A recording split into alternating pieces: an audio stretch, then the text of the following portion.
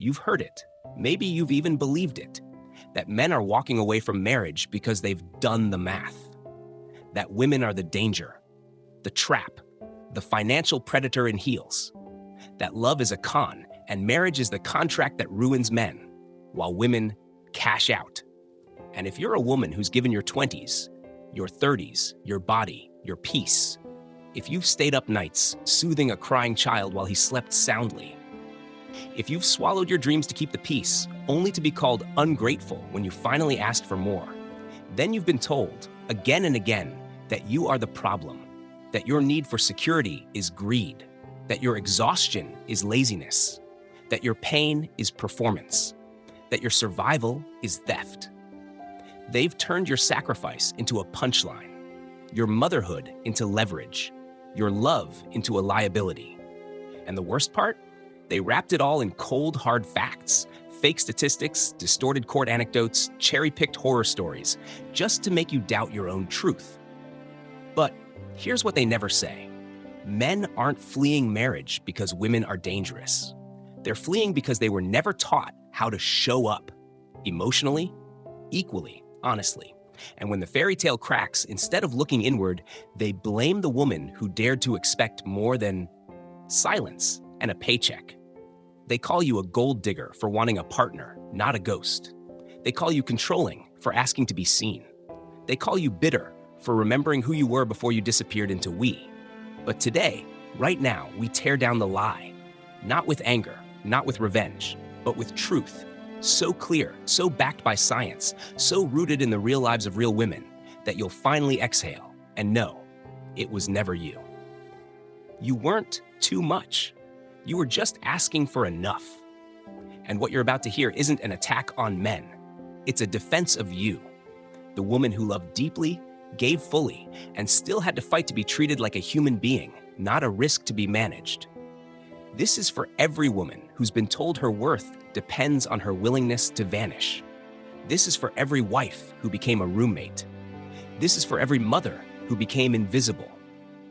Because the real hidden truth isn't that marriage is rigged against men. The real hidden truth is that for decades, women's pain has been erased to protect a fantasy of male innocence. And that ends now. You've been told your love is a liability, that your need for partnership is code for control, that your desire for security after years of holding a family together is greed dressed in tears. They paint you as the villain in a story you didn't write, where your husband is the noble martyr, and you're the silent predator waiting to strike the moment his feelings fade. But let's cut through the noise with something they never want you to see, the real numbers. That viral claim, 56% divorce rate, 75% if you count the emotionally dead marriages, sounds terrifying. It's designed to be. It's repeated in podcasts, in locker rooms, in late-night rants disguised as truth. But here's what they leave out. It's not true. The actual divorce rate for first marriages in the United States? Closer to 40% and falling. For couples who marry after 25, who finish college, who build lives with intention, it drops to under 25%. And among couples who share emotional labor, communicate without contempt, and treat each other as equals, it's even lower. But they don't talk about that, because the truth doesn't feed the fear. And why does this lie matter to you? Because every time someone says most marriages fail, they're not just citing a number, they're invalidating your choice to stay or your choice to leave. They're telling you your pain isn't real unless it fits their narrative. If you stayed in a marriage that drained your soul because you believed divorce ruins kids, you were lied to. Research shows children suffer more from chronic conflict than from a peaceful separation. If you left a man who treated you like furniture and were called a gold digger for asking for what the law guarantees you, half of what you both built, you were silenced by a myth. Because here's the unspoken truth. Women don't initiate divorce because they're greedy. They initiate it because they're exhausted. Study after study confirms it. Women file for divorce in nearly 70% of cases. Not because they're chasing a payout, but because they've spent years trying to fix something broken while being told they're the problem. They asked for conversation, got silence. They asked for help, got blame. They asked for respect, got resentment. And when they finally walked, they were punished twice. First by the loneliness of a loveless marriage, then by a culture that calls them destroyers for daring to reclaim their lives. So no, marriage isn't failing because women are dangerous. It's failing because too many people confuse presence with partnership. And you weren't the risk. You were the one who kept showing up, even when no one saw you. The numbers were twisted to make you doubt yourself. But the real data, it's on your side. Because love doesn't fail when women speak up. Love fails when men refuse to show up and then blame the woman for noticing. They want you to believe marriage is a trap, a legal ambush where your love is used against you, your loyalty turned into leverage, your devotion weaponized in court. They say men are signing away their lives, while women walk away with houses, kids, and half a fortune, smiling all the way to the bank. But what if I told you the real trap isn't marriage itself, but the lie that it's a zero-sum game? Because here's the truth they bury beneath fear and fury. Marriage was never meant to be a contract of conquest. It was meant to be a covenant of co-creation. You didn't enter your marriage to take. You entered it to build. You cooked meals after 10-hour workdays. You remembered his mother's birthday when he forgot. You held his hand through layoffs, panic attacks, grief, and when you needed the same, you were told to stop being so emotional. They frame you as the taker, but who was really giving?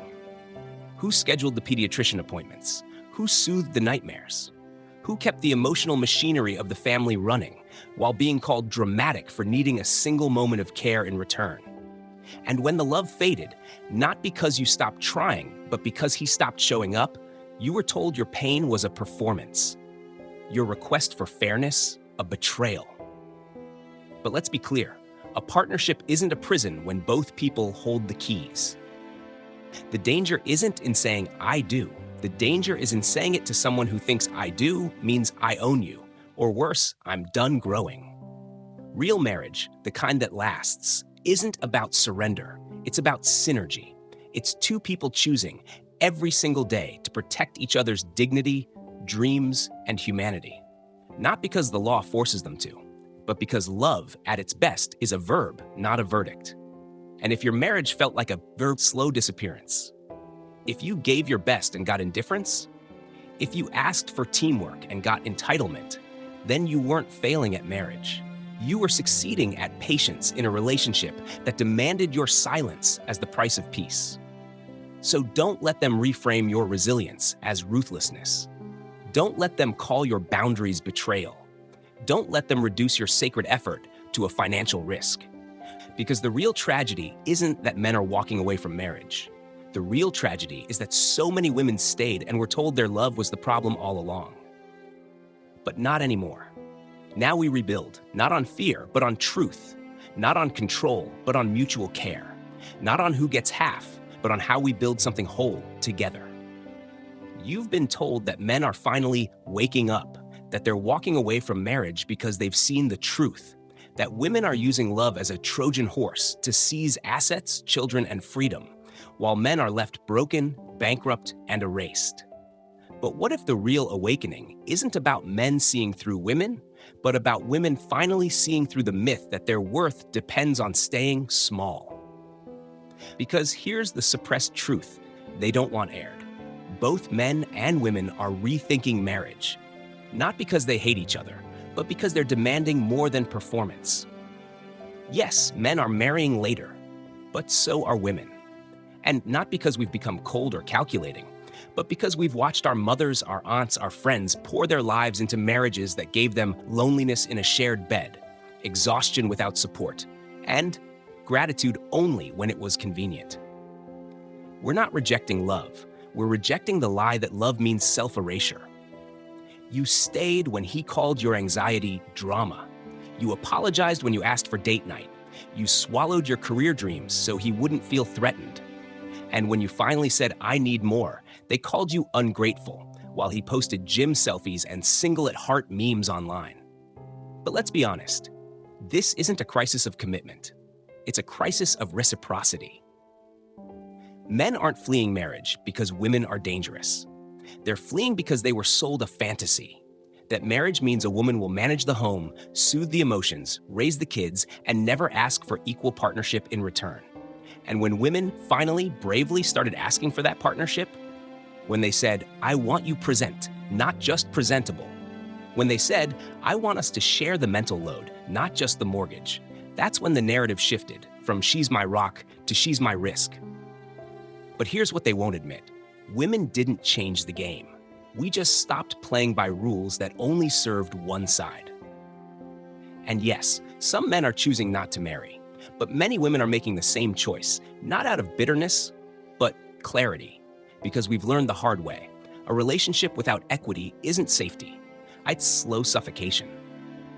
So don't let them frame your discernment as damage.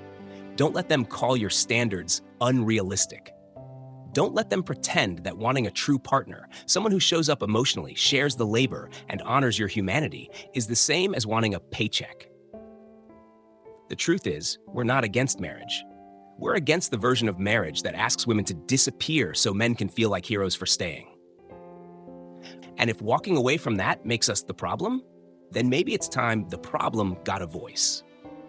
They tell you, prenups are romantic suicide, that bringing one up kills the magic, proves you don't trust her, shows you're already planning your exit. And if you're a woman who's ever asked for one, or even suggested it, you've probably been met with silence, then tears, then accusations. If you loved me, you wouldn't need this. But what if the real betrayal isn't asking for clarity? It's pretending that love alone can survive chaos. Because here's the truth, they bury under roses and candlelight. A prenup isn't a plan for divorce. It's a promise of respect. You didn't ask for a prenup because you wanted to take his money. You asked because you've seen what happens when love meets law unprepared. You've watched your sister lose her home after 18 years because she trusted forever more than paperwork. You've held your best friend as she sobbed over custody schedules, wondering how the man who once called her his everything now treated her like a legal adversary. And still, they call you cold for wanting to protect both of you. But let's be clear, avoiding the hard conversation isn't faith, it's fragility. Saying we'll figure it out while ignoring who paid for the house, who paused their career, who carries the emotional debt of the family. That's not romance. That's recklessness dressed as devotion. A real prenup says, I see you. I honor what you bring. And if the unthinkable happens, I won't let the system strip you of your dignity. It says, your inheritance stays yours, not because I don't trust you, but because I respect your family's legacy. The business you built before us, it's yours. The life we build together, that's ours. That's not cold. That's conscious. That's mature. That's the kind of love that doesn't crumble under pressure. It holds space even in collapse. And if he walks away because you asked for that, then he wasn't offering you partnership. He was offering you performance, with you playing the role of the grateful, trusting woman who never questions, never plans, never protects herself. But you're not that woman anymore. You know now, true intimacy isn't blind trust. It's clear-eyed commitment. It's looking at the worst-case scenario together and saying, even if we fall, we won't destroy each other on the way down. So don't let them shame you for wanting fairness. Don't let them call your foresight fear. Don't let them equate your boundaries with betrayal, because the woman who asks for a prenup isn't planning to leave. She's refusing to be left behind, financially, emotionally, or spiritually, when the fairy tale ends. And that's not the death of romance. That's the birth of real love. You've heard the story 1,000 times. Family court is where men go to get destroyed, where women twist the law, take the kids, take the money, and walk away smiling. But no one tells your side. What about the woman sitting in that same courtroom, heart pounding, voice shaking, just trying to keep her kids safe? What about the mom who changed every diaper, packed every lunch, stayed up every night with a sick child, only to be told she's unfit because she asked for space from a toxic ex? What about the wife who gave up her job to raise his children and now, at 45, is told she doesn't deserve half the house because she didn't earn it? They call you greedy for asking for child support, as if that money is for you. It's not. It's for your kids, for their food, their school, their doctor visits. but you're made to feel like a thief just for asking for what the law says they're owed. And if you speak up, if you fight back, suddenly you're hysterical, bitter, using the kids as weapons. But when he does the same thing, he's a devoted father standing up for his rights. Here's the truth: they don't want out. Family court isn't a women's paradise. It's a broken system that hurts everyone who walks in scared, broke, or unprepared. But when a man struggles, people say, that's so unfair. When a woman struggles, they say, she brought it on herself. You didn't go to court to hurt him. You went because you had no choice, because you had to protect your children, because you had to survive. And if you're tired of being called a villain for doing what any good mother would do, then hear this. You are not the monster they say you are. You're the woman who loved too hard, gave too much, and still got called selfish for asking to be treated like a human being. Your fight wasn't about money. It was about dignity. And no lie, no courtroom, no whisper behind your back can take that away from you. They say love is just a chemical high, that it fades after 18 months, maybe 4 years, and then you're left with nothing but a legal contract and a stranger in your bed. And if you're a woman who's stayed long past the spark, you've probably been told you're just comfortable, you're settling, you've lost yourself. But what if the real magic isn't in the fireworks, but in the quiet choice to stay, even when it's hard? Because here's what science actually says. Love doesn't disappear, it transforms. The dopamine rush of new romance? Yes, that fades. But it's replaced by something deeper, oxytocin. Trust, shared history, the kind of bond that doesn't shout but holds you steady in the storm. You didn't lose yourself in marriage. You stretched yourself into a partner, a mother, a healer, a builder. You held space for his grief when he couldn't speak. You kept the family afloat when he checked out. You showed up day after day, even when no one thanked you. And when you asked for that same care in return, you were called needy. When you asked for conversation instead of silence, you were nagging. When you dared to say, I'm lonely even when you're here, you were told you were too sensitive. But here's the truth they ignore. Long-term love isn't about never falling out of love. It's about choosing to fall back in together. It's cooking dinner after a fight. It's remembering how he takes his coffee. It's letting him cry when the world breaks him and knowing he'll do the same for you. The couples who make it aren't the ones who never struggle. They're the ones who see each other, not as perfect idols, but as flawed humans trying their best. And they choose every single day to meet in the middle. So if your marriage feels tired, don't blame yourself. Don't believe the lie that real love should feel easy. Real love is work, but it's work you do with someone, not for someone. And if he refuses to do his part, if he calls your love clingy and your needs drama, then it's not that love failed. It's that he stopped showing up and you kept loving anyway. But that doesn't mean you're weak. It means you knew how to love deeply in a world that rewards detachment. And that kind of love, it's not dead. It's just waiting for someone worthy of it. They act like every relationship is just a cold trade. Your youth for his money, your beauty for his stability, your body for his security. And if you're a woman who's ever been with a man who had more than you, whether he's a decade older, more established, or just more put together, you've heard the whispers. She's using him. She only wants his wallet. It's not love. It's a transaction. But no one asks, what if both people are getting exactly what they need and calling it honest? You didn't choose him because of his bank account. You chose him because he showed up, because he listened when you talked about your dreams, because he didn't flinch when you shared your fears, because after years of dating men who treated you like an option, he made you feel like a priority. Yes, he has resources, but you bring something just as rare, presence. You bring warmth to his home. You bring calm to his chaos. You bring partnership, not performance. And if he's older, so what? You're not stealing his time. You're sharing yours. You're not draining his wealth. You're building something new together. The real dishonesty isn't in couples who know what they offer each other.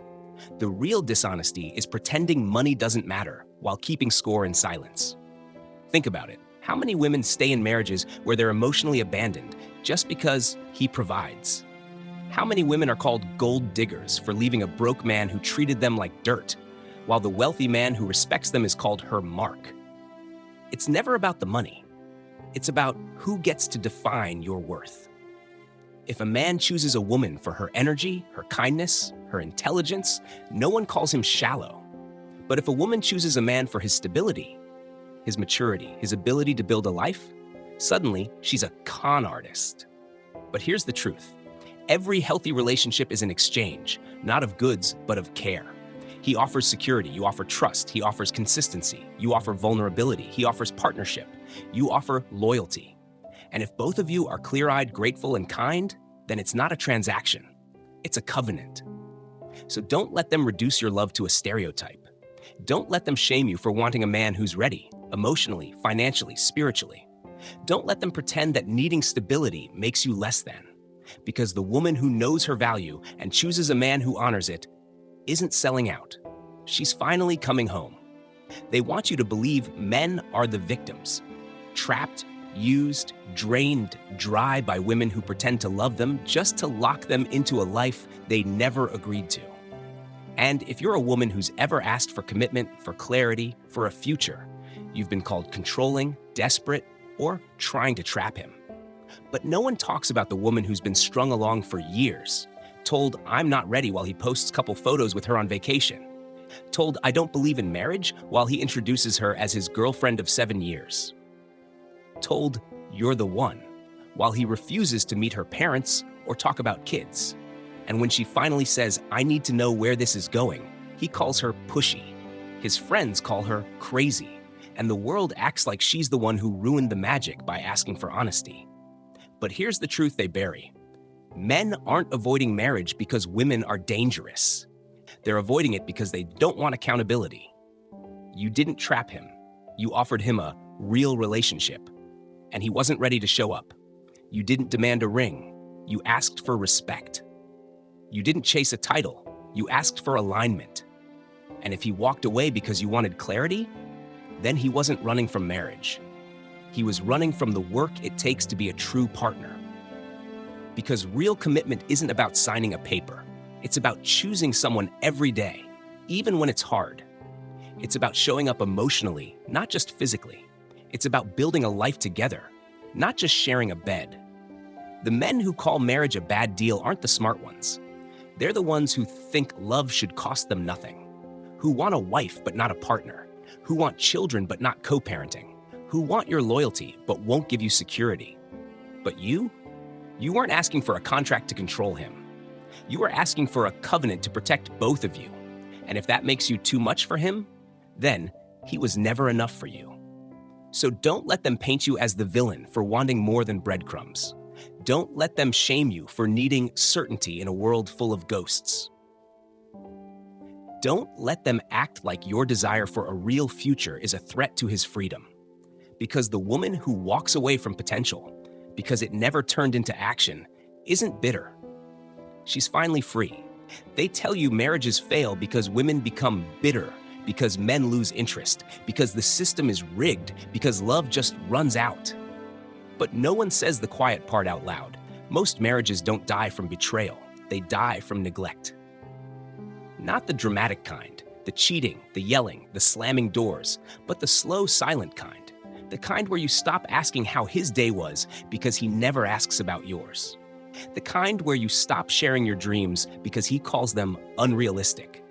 The kind where you disappear a little more each day until one morning you look in the mirror and don't recognize yourself. And when you finally speak up, he says, "You've changed."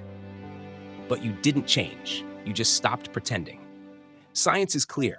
Researchers like Dr. John Gottman have studied thousands of couples for decades. And they found that the #1 predictor of divorce isn't money, sex, or even infidelity. It's contempt. It's eye-rolling. It's sarcasm disguised as jokes. It's shutting down when you try to talk. It's making you feel small for needing connection. And who absorbs that contempt most? You, the woman who keeps trying to bridge the gap while he builds walls. They blame you for nagging, but you were just asking to be seen. They call you emotional, but you were responding to years of emotional absence.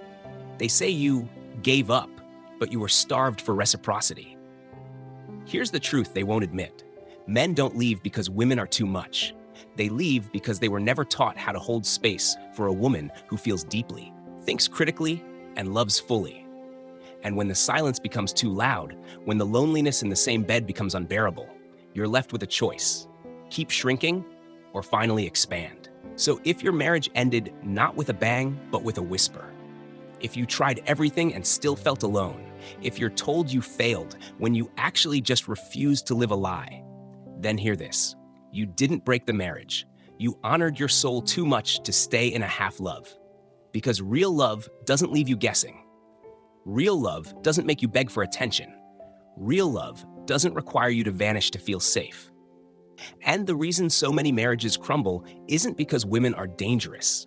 It's because too many people confuse proximity with presence and call that love. But you know better now. And that's not the end of your story. It's the beginning of your truth. They praise you for staying. Such a strong woman, they say. You're doing it for the kids. You're holding the family together. But no one asks, at what cost?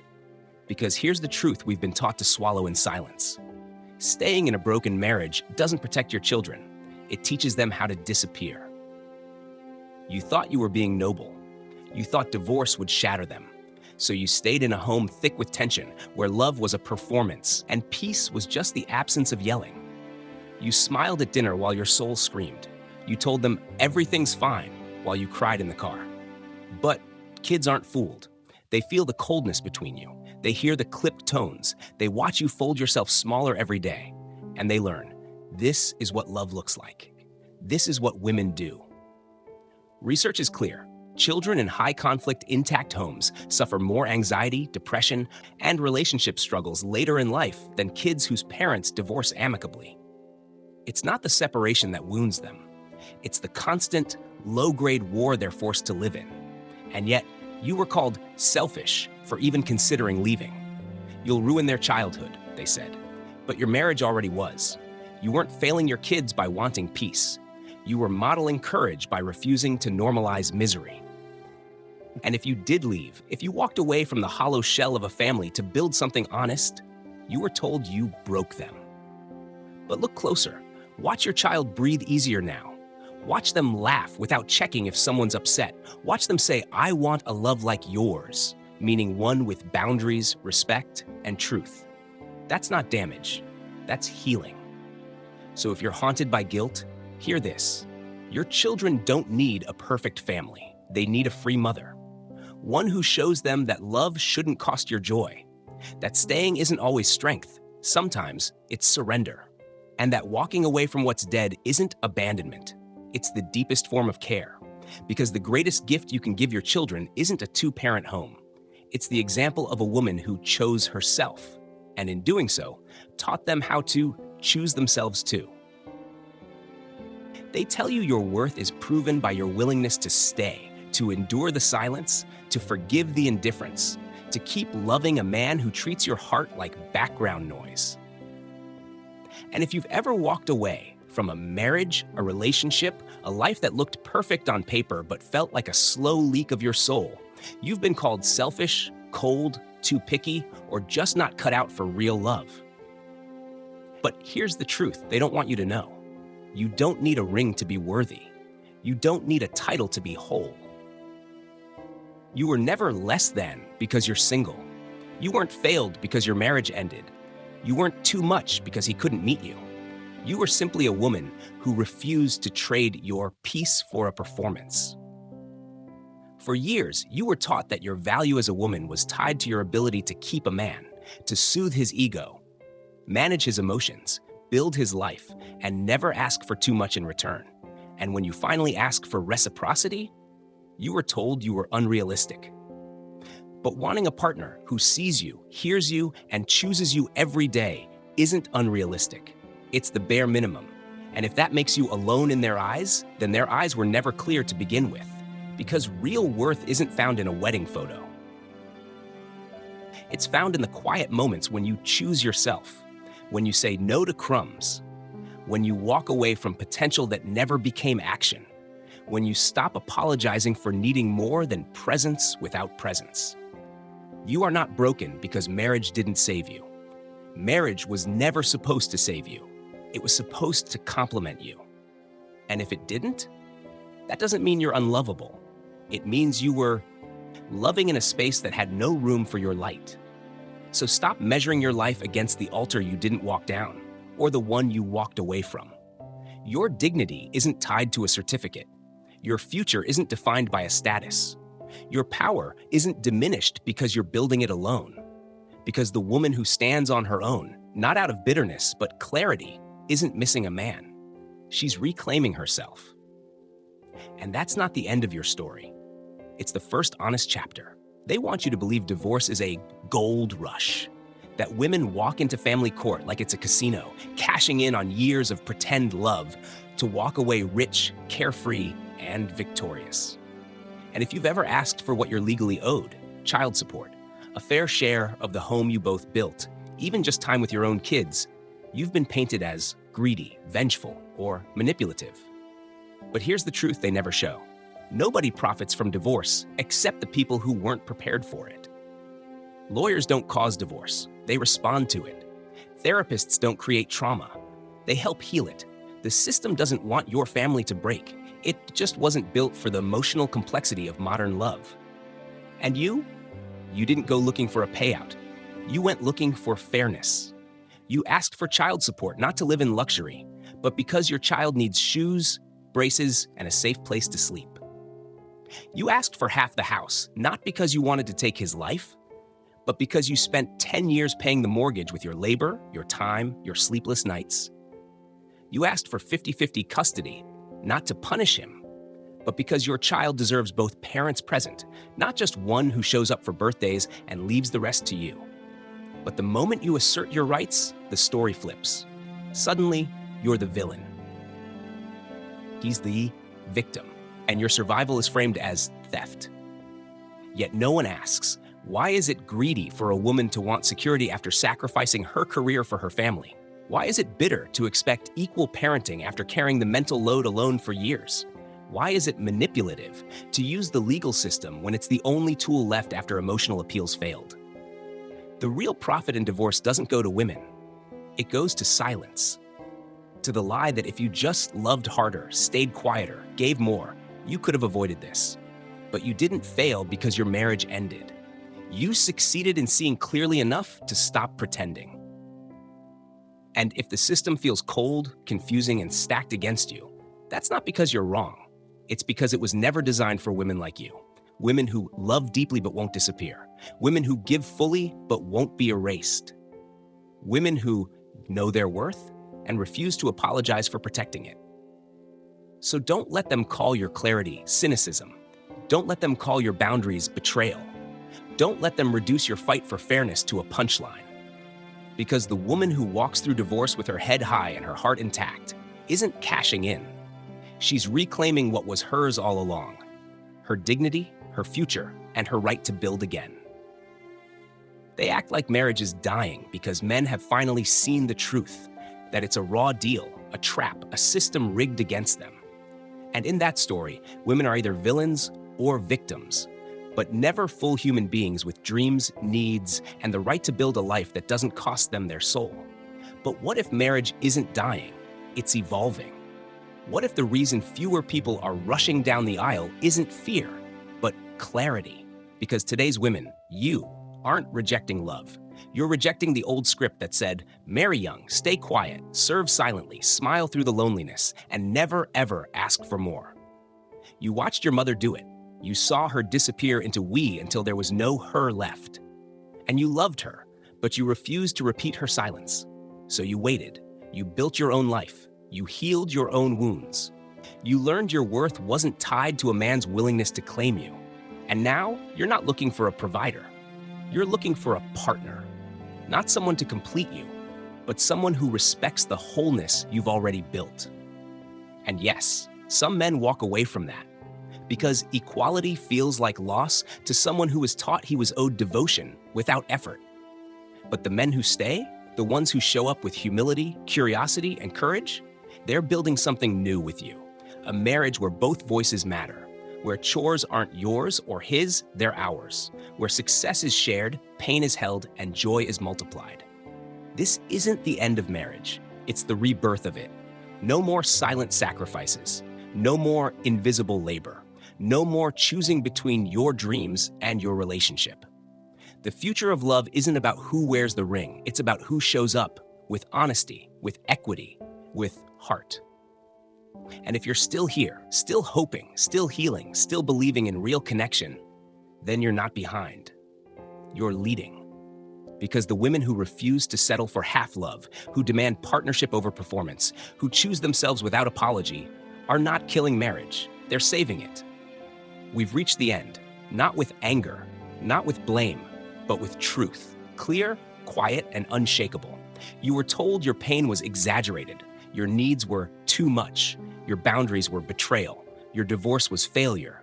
Your singlehood was lack, but none of it was true. The real story, the one they tried to bury, is this. You loved deeply in a world that rewards detachment.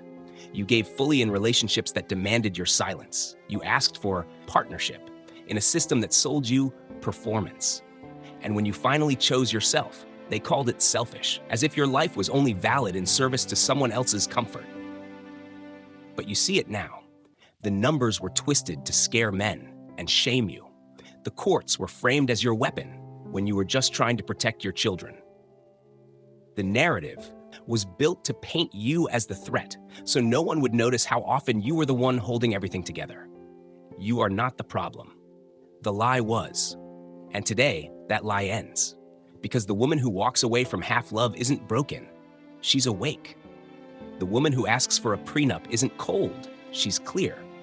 The woman who leaves a loveless marriage isn't destroying family. She's modeling freedom. The woman who builds a life alone isn't missing anything. She's whole on her own terms. This isn't anti-love. This isn't anti-men. This is pro-truth, pro-dignity, pro-you. So if you've been carrying guilt, shame, or doubt, lay it down. You didn't fail marriage. You honored yourself too much to stay in a version of it that asked you to vanish. And that's not the end of your story. It's the first honest beginning. Now go build what's real. Not what they told you to want, but what your soul has always known you deserve. Because you were never the risk, you were the revelation.